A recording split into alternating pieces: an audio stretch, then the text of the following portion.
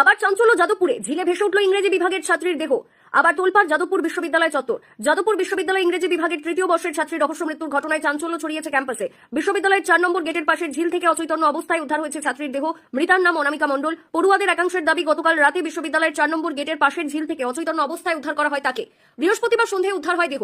তারপর রাত 10টা নাগাদ কেপিসি হাসপাতালে নিয়ে গেলে ছাত্রীকে মৃত বলে ঘোষণা করা হয়। পড়ুয়াদের একাংশের দাবি, রাতে বন্ধুদের সঙ্গে ঝিল পাড়ে বসেছিলেন ওই ছাত্রী। তারপর কিভাবে ঘটলো এমন ঘটনা, উঠছে প্রশ্ন। শুক্রবার হবে ময়না তদন্ত, তারপরে নিশ্চিত হওয়া যাবে মৃত্যুর কারণ ও সময় সম্পর্কে। রাতে হাসপাতালে এসে পৌঁছয় ছাত্রীর পরিবার। সিসিটিভি ক্যামেরার আওতার বাইরে ঝিলপাড়। এই মৃত্যু ঘিরে ফের চাঞ্চল্য সৃষ্টি হয়েছে বিশ্ববিদ্যালয় ক্যাম্পাসে। থমথমে পরিবেশ, কার্যত স্তব্ধ ইংরেজি বিভাগের পড়ুয়ারা। বৃহস্পতিবার 4 নম্বর গেটের কাছে পার্কিং লটে রাত পর্যন্ত সাংস্কৃতিক অনুষ্ঠান হয়। জানা গেছে মৃতা ছাত্রীও সেখানে ছিলেন। সেই অনুষ্ঠান মঞ্চের কাছেই ঝিল থেকে উদ্ধার হয় ছাত্রীর দেহ।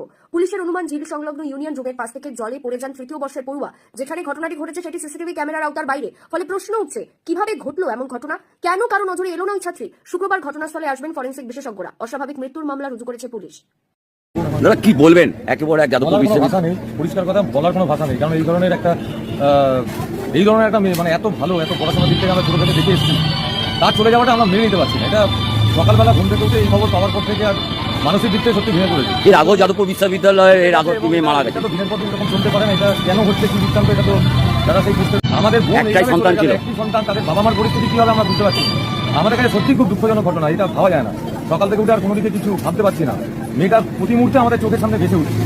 মানে এটা সত্যি ছোট থেকে বড় হতে দেখেছেন।